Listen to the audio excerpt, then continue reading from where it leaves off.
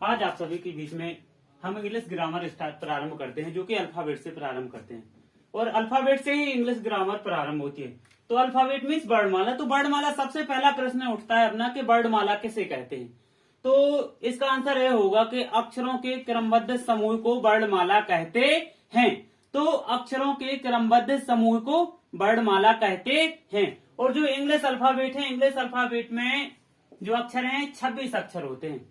English alphabet में 26 अक्षर होते हैं, जो कि ए बी सी डी से लेके जेड तक की जितनी भी है, ये सभी अपनी इसी अक्षरों के बीच के अक्षर हैं। और जो एक बार पुनः आपको बता दें कि अल्फाबेट मीन्स वर्णमाला। वर्णमाला किसे कहते हैं? तो अक्षरों के क्रमबद्ध समूह को वर्णमाला कहते हैं।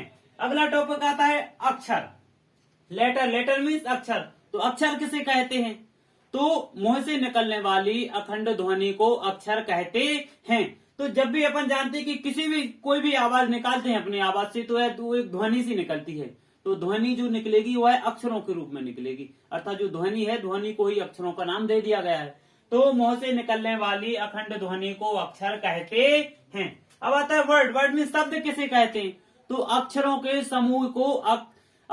समूह को शब्द कहते हैं। जब दो या दो से अधिक अक्षरों को एक साथ बोलते हैं तो अपनी जो इकट्ठी ध्वनि निकलेगी तो वह शब्द के रूप में निकलेगी। तो यही कहें कि अक्षरों के समूह को शब्द कहते हैं। अब आता है काइंड ऑफ अल्फाबेट, अर्थात वर्णमाला के प्रकार। तो आपको बता दें, इंग्लिश अल्फाबेट को दो भागों में बांटा गया है। इंग्लिश अल्फाबेट को कितने भागों में बांटा गया? दो भागों में। जैसे एक आता है तुम्हारा वोवेल्स। वोवेल्स यानी स्वर। दूसरा आता है अपना कॉन्सोनेंट्स।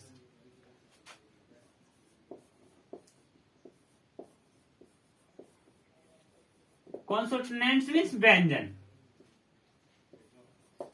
तो स्वर क्या कहलाते हैं और व्यंजन क्या कहलाते हैं? अपन लोगों ने देखा कि अल्फाबेट क्या कहलाता है, इसके बारे में जान लिया कि अल्फाबेट के अक्षरों के क्रमबद्ध समूह को वर्णमाला कहते हैं। फिर अक्षर के बारे में जाने कि अक्षर क्या कहलाते हैं। तो मुंह से निकलने वाली अखंड ध्वनि को अक्षर कहते हैं। अब आता वर्ड। शब्द क्या कहते हैं?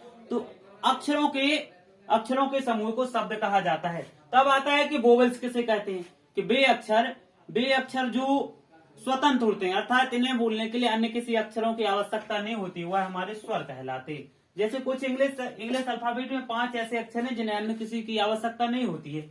ए, ई, आई, ओ और यू, अर्थात ये ऐसे अक्षर हैं इन्हें बोलने के लिए अन्य की स्वतंत्र हैं और ये स्वर कहलाते हैं। और इन्हें बोलने के लिए अन्य किसी की आवश्यकता नहीं। जैसे ए को बोलते ए में ए की ही आवाज निकलेगी। ई में ई के अतिरिक्त और कोई की आवश्यकता नहीं निकलेगी।